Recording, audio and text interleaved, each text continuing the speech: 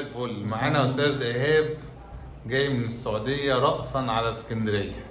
الحمد لله على السلامه الاول. الله يسلمك. ايه اخبارك؟ الحمد لله. قول لي بقى، احنا كان عندنا مشكله ايه؟ والله كان مش مشكلة واحدة، كان عدة مشاكل. ايه يا حضرتك؟ كان في التنفس سواء في الحلق في الشخير وفي اختناق أثناء النوم. تمام. وعملنا دراسه نوم وبينت ان الوضع صعب جدا وشديد اللهجه يعني. هو اختناق كل 20 ثانية. اي بالظبط، كان حاجه شديده قوي. طيب، كنت متخوف من العمليه؟ جدا. يعني أنا شفت أنت يا دكتور الدقيقة طولت عشان عملتها. طبعا عملنا شغل في الانف وعملنا وشيلنا اللوز وسقف الحلق اتظبط وجدار البلعوم اتظبط.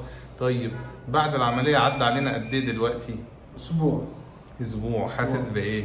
الحمد لله تقريبا 50% من الاعراض راحت. عظيم. ده احنا لسه في مرحله نقاهه، يعني ربنا ما كرمش بالشفاء الكامل لسه يعني. ان شاء الله. اسبوع ده عظيم قوي اللي انت بتقوله ده.